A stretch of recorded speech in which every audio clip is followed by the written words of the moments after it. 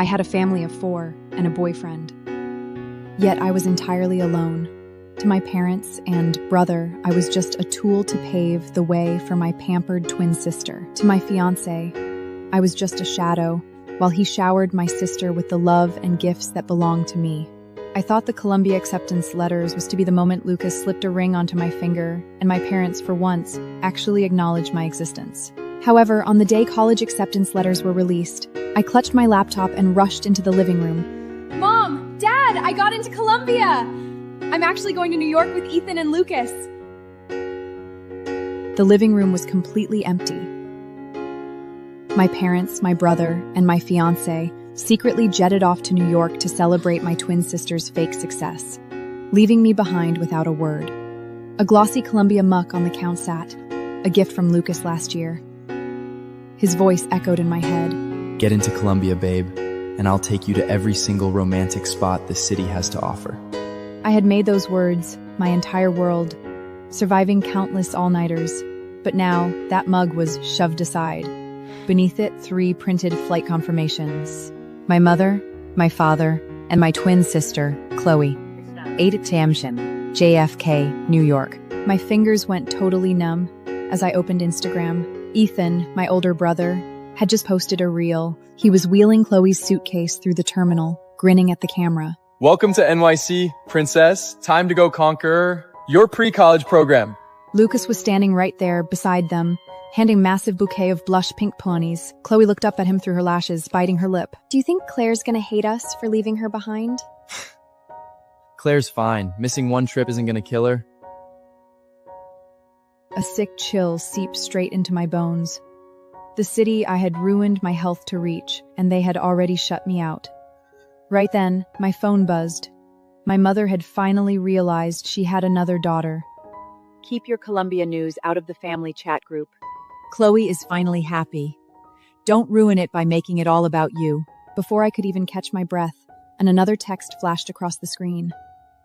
Babe, you already got into your dream school. Don't start drama and steal her spotlight over this. My hand shook, knocking the Columbia mug off the counter. It shattered against the tile. I crouched down and picked up the shards. I didn't cry. Ethan's voice cut through the phone, backed by the noisy hum of the airport terminal. Claire, what's the code to the pink suitcase? 0521. May 21st, Chloe's birthday. Mine too. But in our house, that date had only ever belonged to one person. Over the line, a sharp click signaled the lock giving way, followed instantly by Chloe's whining voice. Ugh, Ethan? My sunscreen literally exploded everywhere. My whole bag is ruined. Relax, sweetie. I'll just get Luke's to take you to replace it. Ethan soothed her over the line, his tone sickeningly indulgent. Suddenly, the phone was ripped away. Claire, why are you ignoring my FaceTimes? Look, Chloe's doing her prep program here, and New York rents are insane. Sign over that $20,000 check you got. I needed to lock down a luxury apartment for her. I walked to the bathroom and turned the faucet on full blast, letting the freezing water numb my fingers. I already spent it on tuition. The line fell completely silent. When Lucas spoke again, his voice had dropped to absolute zero. Claire, pick a better lie. Columbia hasn't even billed you yet. We all know you're just holding on to that check. He spoke with the absolute arrogance of a guy who genuinely thought he owned my entire life. Chloe is fragile, Claire. You've always been the strong one. Columbia's dorms are amazing anyway, so it's not like you're gonna suffer.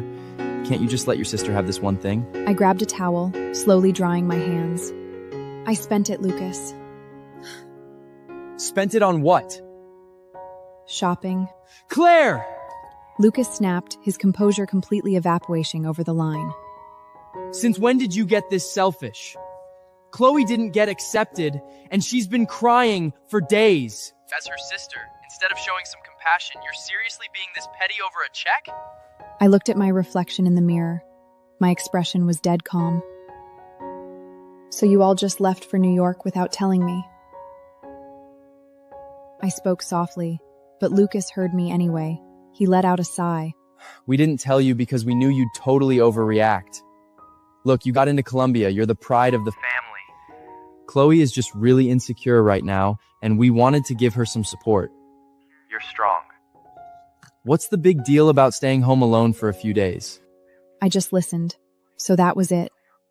In their eyes, my success was a sin. because I was strong. I didn't deserve to be coddled. I didn't deserve to be celebrated. I didn't even deserve the grant I had worked so hard to earn. I get it. Lucas took my quiet tone as instant compliance, his voice softening into a low purr. Good girl. Just transfer the money to your mom. She stopped stressing about the apartment. I gotta go. Chloe wants to grab cupcakes at Magnolia Bakery. Bye, babe. The line went totally dead. I didn't send the money. Instead, I walked back to my bedroom, opened my laptop, and logged into the application portal. Aside from Columbia, another official acceptance was sitting in my private inbox from a top architecture school in California. It was over 2,000 miles away. No Manhattan luxury, no Lucas. I clicked open the page. The cursor hovered between decline for Columbia and accept for California. Holding the mouse, I declined Columbia without hesitation, chose the West Coast school, and secured my design grant safely inside a personal account completely out of their reach. Click. Confirm. I closed the laptop. I turned around, opened the wardrobe, and pulled out my suitcase. I began packing my clothes piece by piece. The outfits I had bought specifically New York were shoved right back into the deepest corner of the closet.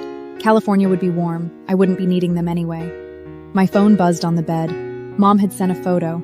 Chloe was wearing a new necklace from Lucas, a radiant smile on her face. The caption read, "Chloe is much happier today." 3 days later, the front door was pushed open. The living room was instantly filled with the sound of laughter. New York is so muggy and hot right now. The pollution completely ruined my skin. I'm breaking out already. Mom complained, kicking off her shoes. Ethan followed right behind her, loaded down with shopping bags. As long as Chloe had a good time, Mom. Honestly, she's been in such better spirits since we got there. I sat on the sofa, holding a book. The moment their eyes landed on me, the laughter died instantly. The entire living room turned ice cold. Mom frowned, her gaze sweeping over the clean coffee table. "Claire, we're exhausted from the flight and starving. You didn't even bother to have dinner ready for us?" I closed the book and stood up. There's food in the fridge. Mom glared at me and walked past me. Chloe peeked out from behind Ethan, decked out in fresh designer dress and rare limited edition sneakers, the ultimate New York trophies. She lowered her head, her voice cracking with unshed tears. Claire, please don't be mad at Mom and Ethan. I'm the one who begged them to come to New York with me. If you're going to hate anyone, hate me. Why are you apologizing, Chloe? Who does she think she is to be mad at you? He turned to me, his gaze sharp. Lose the attitude, Claire. She's about to start pre-college program and she's already under so much pressure. Can't you be a supportive sister for once in your life? I looked at my own brother. Since we were kids, it was always the same. The moment Chloe cried, I was automatically the one in the wrong. Mom walked over, holding her glass of water. Then where is the money, Claire? Lucas told you to transfer the money for Chloe's apartment. Why haven't you done it? Chloe literally cried herself to sleep last night because she missed out on that beautiful place. I looked at my mother's entitled face. I bled for that grant. I spent countless all-nights drafting and trashing designs until my hands bled. Why the hell should I just hand it over to her? Mom slammed the glass down hard onto the coffee table. Because she's your sister. You got into an Ivy League. You'll have no problem making money down the road. But Chloe doesn't have it as easy as you do. She needs a head start. Is it really so much to ask for you to help your own sister? Right then, Lucas walked in. He was holding a sleek silver box. It was the latest drawing tablet, one I'd been eyeing for 6 months but couldn't bring myself to buy. I was a design major, I needed it. Lucas had promised it to me as a graduation gift if I got into Columbia. Chloe, here's the tablet you wanted. Oh my God, Lucas, you are literally the best. Lucas ruffled her hair, his eyes full of affection. I stood there, staring at the silver box. Lucas turned to look at me. Claire, your old tablet still works fine, and I just started at the firm, so cash is a little tight right now. Don't be petty. I'll get you a new one next year with my bonus. He always had a way of delivering the cruelest blows in the gentlest tones. I just nodded calmly. Okay, I won't be petty. Lucas paused. In the past, I would have fought him through tears. He thrived on my jealousy, loved seeing me hurt over him, just so he could toss me a bone and pretend to be the savior. But today, I said nothing. I just turned and walked toward my bedroom. The moment the door closed, I heard Ethan sneer outside. Well, at least she's finally learning to shut up and know her place. Leaning against the closed door, I looked down at my packed suitcase. Inside were only a few old clothes and my old tablet, its screen already covered in cracks. It didn't matter. California is bathed in sunshine. I no longer needed their artificial light. The celebration dinner was set for the weekend. They booked the entire ballroom at the city's most exclusive country club. The welcome sign at the entrance read in elegant Creole, "Congratulations, Chloe, Columbia University Prep Program." And at the very bottom, my name was squeezed into the corner like an afterthought. And congrats to Claire. The font was so small it was barely legible. The relatives streamed in one after another. My parents stood at the entrance, their faces glowing with pride. Aunt Beatrice walked over, holding Chloe's hand and praising her endlessly.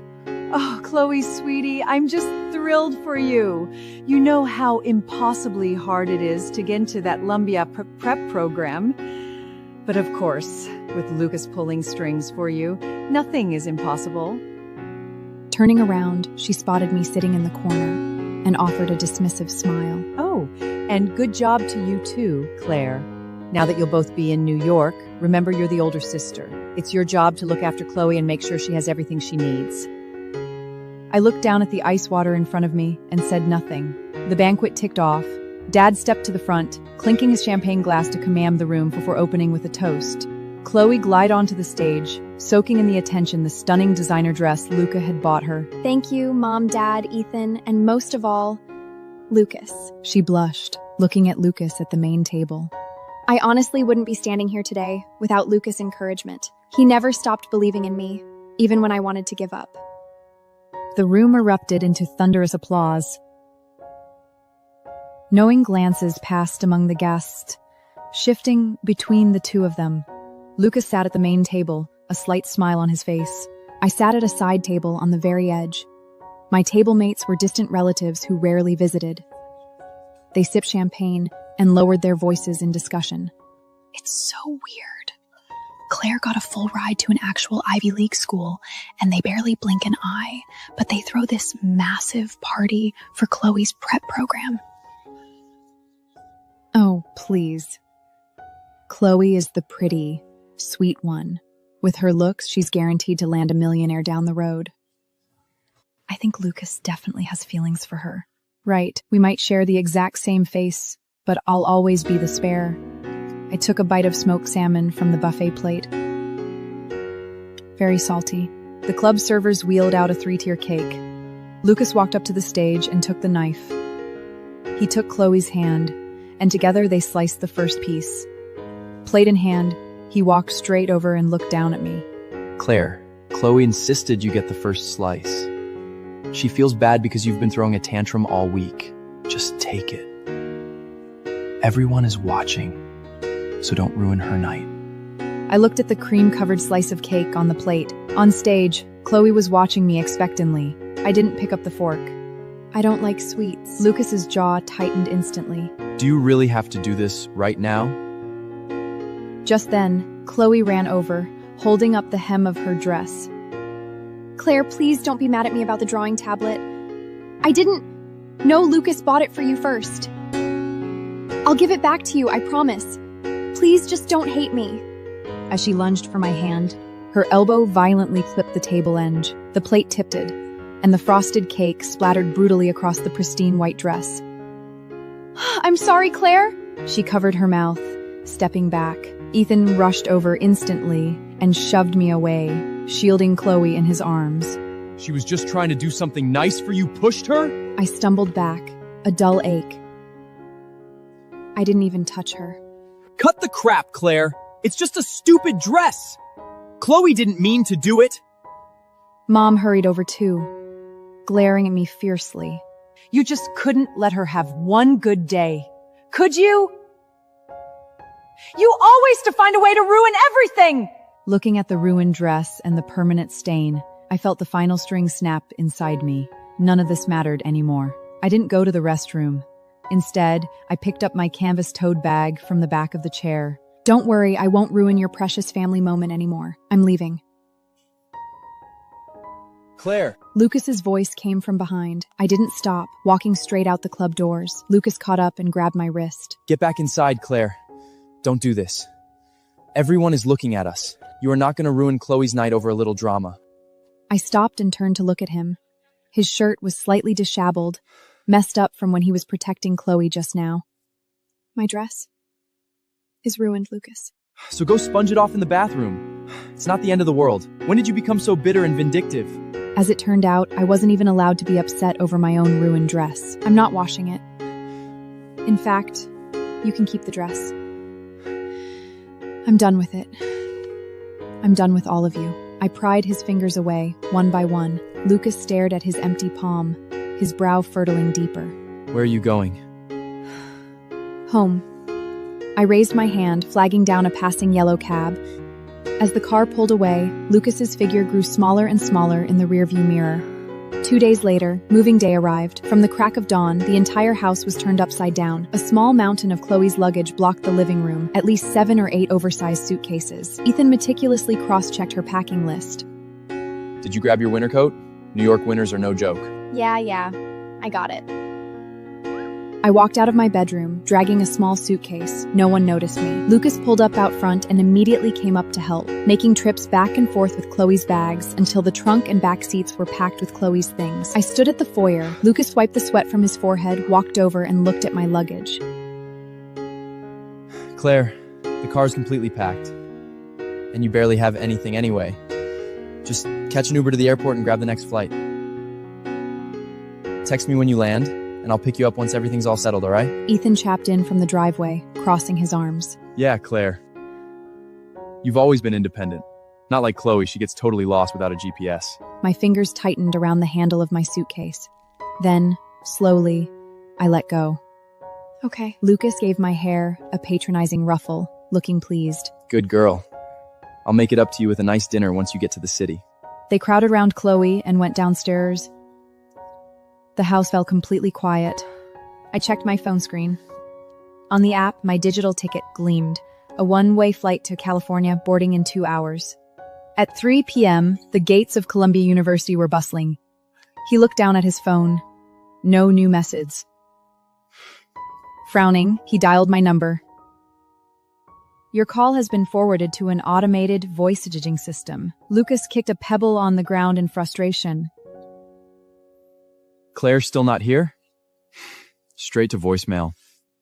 Lucas scoffed. She's definitely throwing a fit and screening my calls. She's being completely impossible lately. Honestly, just ignore her. Once she gets lost in the city, trying to haul all her luggage by herself, she'll come crawling back to us, crying. Lucas stared at the passing crowd. His gaze locked onto every single girl stepping out of a taxi. Meanwhile, 3,000 miles away, California was bathed in brilliant golden sunshine. Dragging my small suitcase, I stood in the orientation center of California's top architecture school. Welcome to California. Go ahead and sign the welcome wall right over there. Under the freshman section, Architecture to Design, I signed my name. Claire.